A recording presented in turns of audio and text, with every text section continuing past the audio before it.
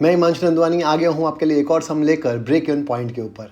आज का जो वीडियो है उसका सम जो है वो बहुत छोटा सा सम है, लेकिन एग्जाम पॉइंट ऑफ व्यू से ये सम की इंपॉर्टेंस छोटी बिल्कुल भी नहीं है।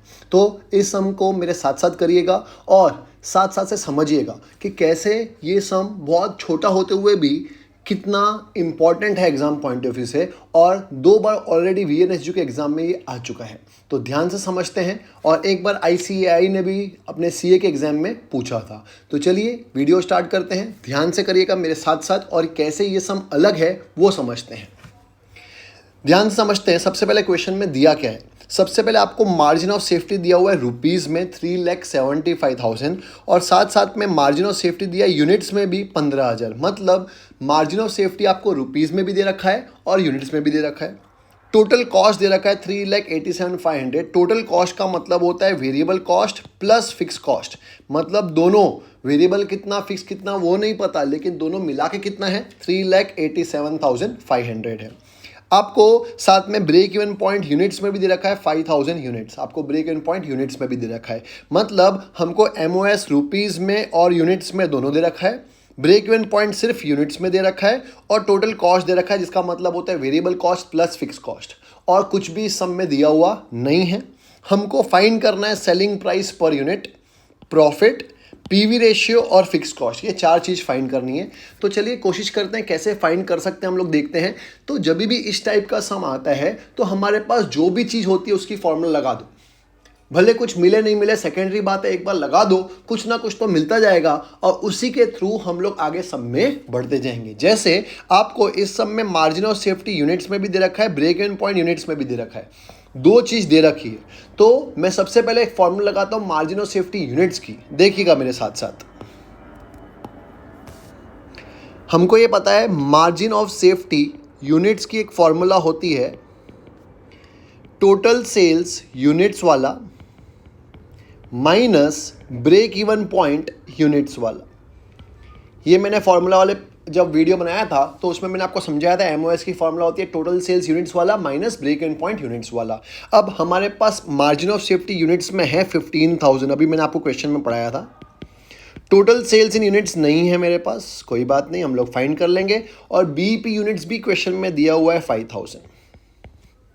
अब ये जो माइनस है यहां जाएगा तो क्या हो जाएगा आपको भी पता है, प्लस हो जाएगा। तो ये हो गया 15,000 plus 5,000 is equal to total sales in units.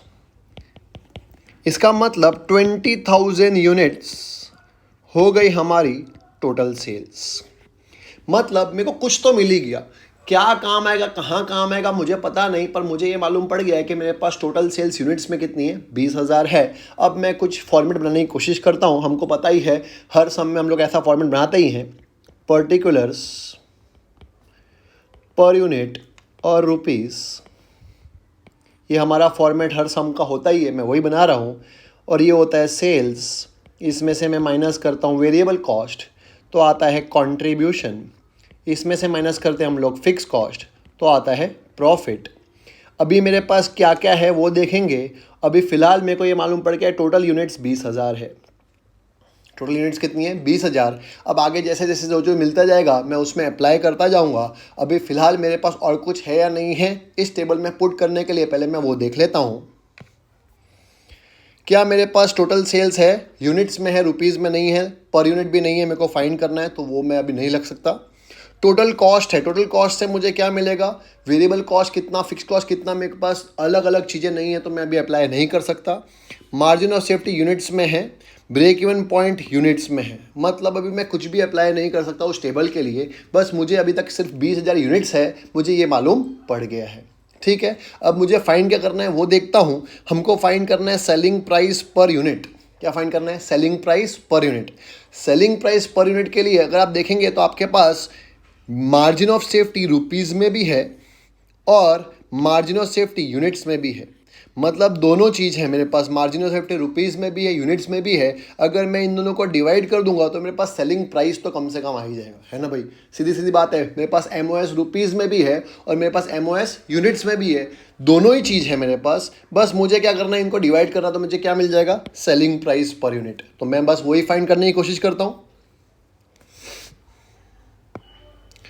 Selling price per unit मैं लगा दिया MOS in rupees divide by MOS in units.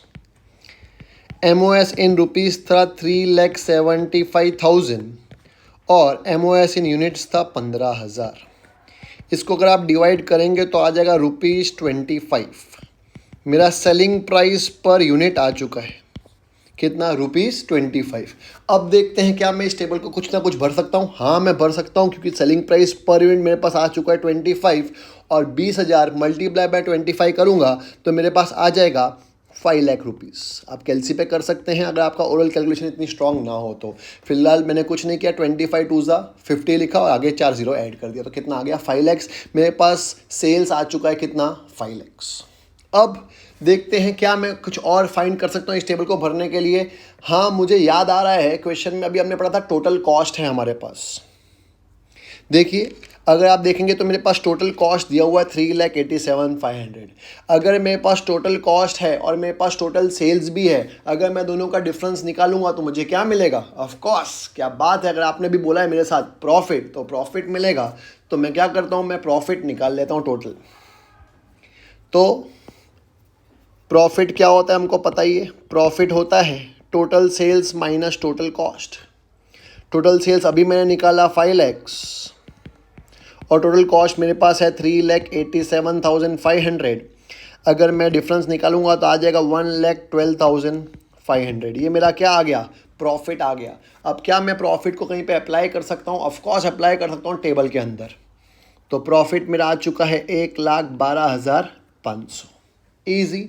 अब मेरे पास प्रॉफिट आ चुका है। अगर मेरे पास प्रॉफिट आ चुका है तो इसका मतलब मैं MOS की फॉर्मूला लगा सकता हूँ, क्योंकि आपको पता हो तो MOS की एक फॉर्मूला होती है प्रॉफिट अपॉन PV रेशियो। क्योंकि मेरे पास प्रॉफिट है, मेरे पास MOS भी है, मेरे पास दो चीज़ है, तीसरी चीज़ अपने आप निकल जाएगी। तो मैं क्या करता हूँ, MOS की फॉर्मूला लगाता हूँ जिससे मुझे क्या मिल जाएगा? PV रेशियो मिल जाएगा।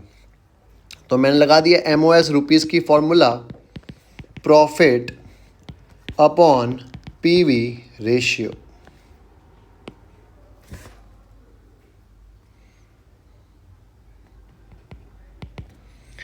प्रॉफिट अभी आया था 112500। PV रेशियो मुझे फाइंड करना है और मेरे पास MOS तो है ही, रुपीज़ में है 3,75,000। तो मैंने लगा दिया 3,75,000। तो मेरा PV रेशियो आ जाएगा 112500 डिवाइड बाय 3,75,000 इंटू 100, क्योंकि PV रेशियो हमेशा किस में आता है? परसेंटेज में आता है। तो ये आ गया आपका 30% PV रेशियो। PV रेशियो अब आ चुका है हमारा कितना परसेंट? 30%। आपको पता है अगर PV रेशियो 30% है तो वेरिएबल कॉस्ट कितना होगा? Of course 70%। तो अब मैं टेबल कंप्लीट करता हूँ। वेरिएबल कॉस्ट आ जाएगा मेरा 70%, PV रेशियो आ जाएगा मेरा 30%, दैट इज कंट्रीब्यूशन। तो 25 का अगर मैं 70% निकालूंगा तो आ जाएगा 17.5 और 20,000 इंटू 17.5 या 5 लाख का 70% निकालूंगा तो आ जाएगा 3,50,000।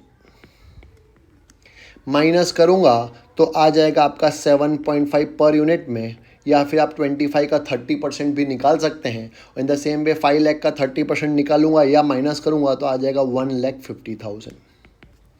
क्लियर। अब बचा हुआ मेरा क्या आ जाएगा? Fix cost. जो डिफरेंस आएगा 1,50,000 माइनस 1,12,500, तो मेरा फिक्स कॉस्ट आ जाएगा 37,500। Very good. ये मेरा फिक्स कॉस्ट भी आ चुका है 37,500। अब मेरे पास फिक्स कॉस्ट भी है। अब क्वेश्चन, ये मेरा टेबल कंप्लीट हो चुका है, इसका मतलब मैं कुछ भी चीज़ निकाल सकता हूँ। क्वेश्चन में एक बार देख लेते हैं क्या चीज़ निकालनी बाकी है। मेरा सेलिंग प्राइस पर यूनिट आ चुका है 25 रुपीज़। प्रॉफिट मैं निकाल चुका हूँ, फिक्स कॉस्ट भी मैं निकाल चुका हूँ, PV रेशियो भी निकाल चुका हूँ। वाह, सब कुछ हो ही चुका है। अगर ब्रेक इवन पॉइंट भी मेरे को निकालना होता, नहीं निकालना होता क्योंकि ब्रेक इवन पॉइंट यूनिट्स में तो दिया हुआ है, रुपीज़ में चाहिए होता तो उसको मैं मल्टीप्लाई कर दूंगा सेलिंग प्राइस से। अगर ऐसे नहीं, अगर आपको फॉर्मूला लगा के भी लगाना है तो भी निकाल सकता हूँ। ब्रेक इवन पॉइंट की फॉर्मूला, ब्रेक इवन पॉइंट की फॉर्मूला आपको पता है, fix cost upon PV ratio. Break even point के लिए फिक्स कॉस्ट है मेरे पास 37,500 और PV रेशियो है हमारे पास कितना परसेंट? 30% और इसको सॉल्व करूँगा तो मेरा आंसर आ जाएगा। इसको आप ऐसे भी निकाल सकते थे, बीईपी हमारे पास यूनिट्स में तो था ही, रुपीज़ में निकालना, तो यूनिट्स में जो बीईपी था उसको मैं सेलिंग प्राइस से मल्टीप्लाई कर देता तो भी मेरा आ जाता। तो 37,500 डिवाइड बाय मैं 30% कर दूंगा तो आपका आंसर आ ही जाएगा। क्लियर है? बहुत इजी सा सम था। मुझे उम्मीद है आपको समझ में आया होगा। इसको सॉल्व कर लीजिएगा, आपको समझ में आ जाएगा। बहुत ही इजी सम था। मैं ये चाहता हूँ, मैंने ये जानबूझ के सॉल्व नहीं किया क्योंकि मैं देखना चाहता हूँ आप लोग कितने जन सम मेरे साथ साथ कर रहे हैं। इसका आंसर आप सॉल्व करके कमेंट्स में ज़रूर लिखिएगा ताकि मुझे मालूम पड़े कि हाँ भाई कितने लोग एक्चुअली में मेरा वीडियो देख रहे हैं और समझ रहे हैं। और देखिएगा क्या इन दोनों से ये आंसर और ये आंसर सेम आता है या नहीं आता। अगर नहीं आता है तो मुझसे पूछिएगा क्यों नहीं आया। अगर आता है तो अच्छी बात ही है, आना भी चाहिए। तो अभी मेरा आपको ये जानबूझ के मैं सॉल्व नहीं कर रहा हूँ ताकि आप सॉल्व करें और कमेंट में आंसर लिखिए कि ब्रेक इवन पॉइंट रुपीज़ में क्या आंसर आया आपका। कमेंट्स में मैं चाहूँगा कि आप लोग आंसर दें। मिलते हैं नेक्स्ट वीडियो में। तब तक के लिए मेरे वीडियोस को अपने फ्रेंड्स के साथ ज़रूर शेयर करिएगा। सीखते जाइए, मेरे साथ साथ सीखेंगे, आपको भी मज़ा आएगा, मुझे भी सिखाने में मज़ा आएगा अगर आप भी थोड़ा इंटरेस्ट लेंगे तो। Bye bye.